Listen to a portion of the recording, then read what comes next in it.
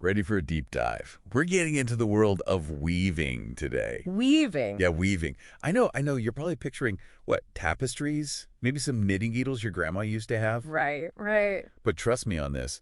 This is an industry that's way more high-tech than people realize. And honestly, it's got some really interesting career paths, too. It really is kind of amazing. People And see weaving and it's all like, oh, how quaint, how traditional. But really, it's this whole blend of hand-powered skills and digital tools. Like they all come together. it's almost like we're going to uncover, like, this hidden world Mm. where you've got, like, Silicon Valley, but then also, like, these centuries-old traditions. Yeah. Super cool. Yeah. And the best part, we've got this whole stack of resources from RoleCatcher.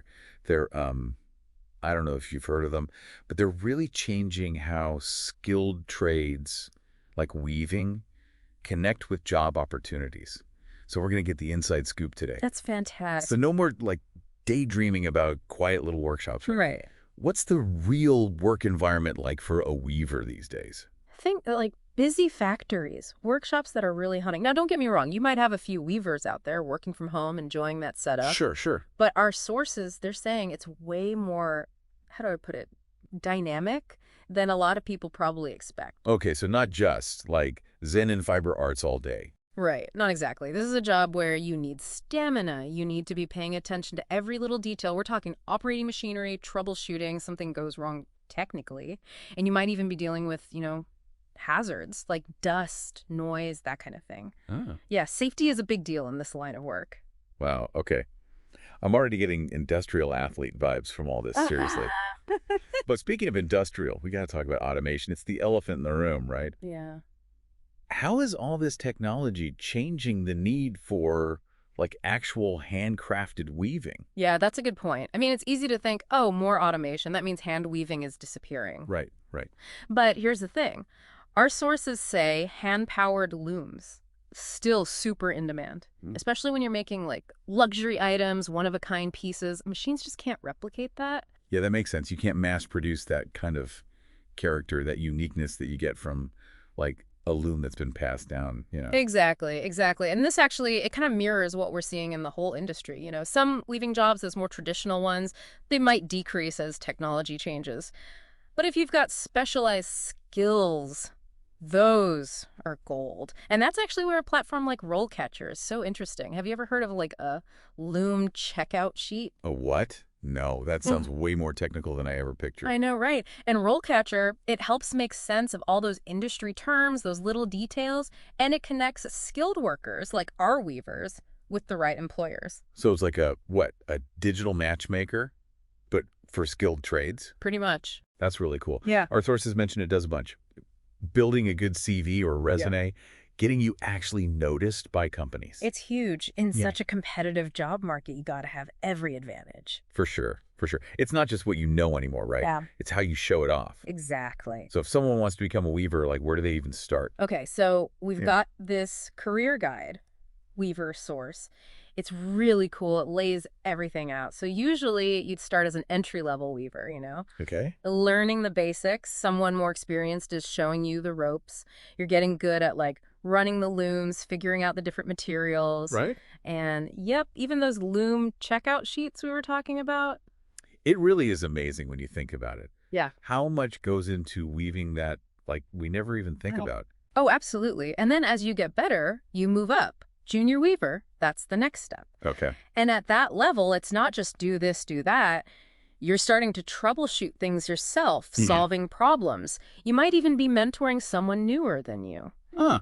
Yeah. And, one of the junior weavers in here, they actually said, I love that we all work together. They were saying we're always like sharing ideas, trying to figure out how to do things better, faster. It sounds like it's a really close-knit kind of field. It really does. Yeah. Like a real sense of community. Yeah. And that's even more important when you reach like the top level senior weaver. Ah, okay. So that's when you're like the loom whisperer. Ugh. Everyone comes to you when something's really tricky. Subordinals. Right. Leading teams, showing new people how it's done. You're coming up with strategies to make sure the quality is top notch, that everything's running smoothly.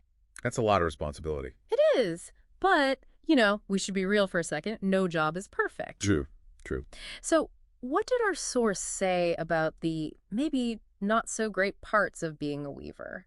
Well, it definitely sounds like you got to be strong to do this work Yeah. and patient. Like really patient. What else though? Yeah, so the sources say that even though, like, handcrafted stuff is more popular now, the pay for weavers can be not amazing, Yeah. especially when you're just starting out. Yeah, that makes sense. And for some people, they become self-employed, right? They love that. But Yeah. for others, if they're working for a company, it can be tough to move up, you know? So it's like you got to find what you're really good at, specialize, Yeah, maybe. totally. Like those luxury carpets we talked about. Yeah, yeah. And you know what's really helpful? They have these example profiles in the career guide, and it's like real weavers talking about their experiences. Oh, cool. Yeah, so you get to see the difference between like someone brand new just starting their journey versus someone who's been doing it forever and they're managing a whole team. That kind of stuff is so valuable. It's true. It's like getting a backstage pass, seeing how it all actually works. Exactly. But, okay, let's talk about getting that job in the first place. Okay. Our source, RoleCatcher, Yeah. streamline your job search. They're saying this platform is really changing how job hunting works. It is. Isn't it wild how applying for jobs now is all like algorithms and stuff? It's barely even human sometimes. Yeah, it's the rise of the like automated recruiter. Mm-hmm. Definitely changing things. It feels like a lottery sometimes. Yeah. You know, like, is the computer even going to like my resume enough for a real person to see it? Yeah. But RoleCatcher, they're saying they can help you or like work with the algorithms. Is that right? Yeah, it's not about tricking the system or anything. It's No. about, figuring out how to talk to it. RoleCatcher, it helps you make your CV or your resume. It makes it so those algorithms pick up on the right stuff, like the exact skills they're looking for, the right keywords. And they use AI to do that. Mm-hmm. I used to hate rewriting my resume for every single job. Mm-hmm. It took forever. This makes it so much easier. You just put your resume in, they look at the job description you're interested in, and boom, it shows you exactly what to change to get noticed. That's so smart. It's like having your own, like, marketing expert, making sure you stand out. Totally. Totally. Okay, but then if I'm getting this right, RoleCatcher also works the other way around. So employers can find you based on your skills. Exactly. So you don't have to do all the work of applying everywhere. Exactly. It's both ways. It's not just you chasing down every lead. You can be discovered. But, and this is important, your profile on there, it's got to be good. Up to date, showing what you're really capable of. Yeah, you got to put yourselves out there, right? Right. Okay, but what about the interview? That's always the worst part for me. I get so nervous. Don't worry, RoleCatcher has thought of that too. Seriously, what do they do? They've got, get this, 120,000 practice interview questions. Wait, 120,000. Yeah, and it's for all kinds of industries, all kinds of skills. Wow. But, okay, is it just a bunch of random questions or is there some logic to it? There totally is. So get this. They use AI again, and it actually listens to how you answer the practice questions. It's like having your own personal interview coach, giving you feedback, telling you how to improve, everything. It's like you're basically guaranteed to nail that interview, get the job right. Right. Well, almost. But that actually brings up a really good point from our source here. RoleCatcher. Your competitive edge, they call it. Okay. They say it's not just about getting a my job. It's got to be the right job. That's true. You got to think long term, you Yeah. know?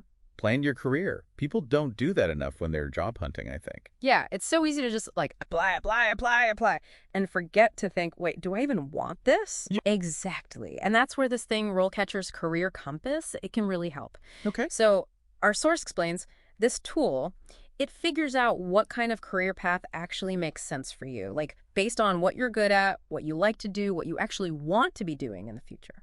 I mean, that would have been amazing to have starting out. Yeah. Honestly, even now, like you never know what's out there, you know? Right. And once you have a better idea of where you want to go, RoleCatcher, it can connect you with like courses online, workshops, all that stuff to help you get the skills you need. So it's like having like a career counselor, but it's an app. Kind of? Yeah. Pretty cool. This has been so interesting. I always thought weaving was cool, but I never knew like any of this. From those huge factories to the AI stuff, Yeah, it's wild. it is. Yeah. Okay, but before we finish up completely, something just popped into my head. Our sources, they don't mention this, but Mm. do you think AI is ever going to be used to, like, design the actual woven patterns themselves? Whoa. That's a good question. Can you imagine algorithms making these crazy intricate tapestries, or even just like you put in what you want and it designs it for you.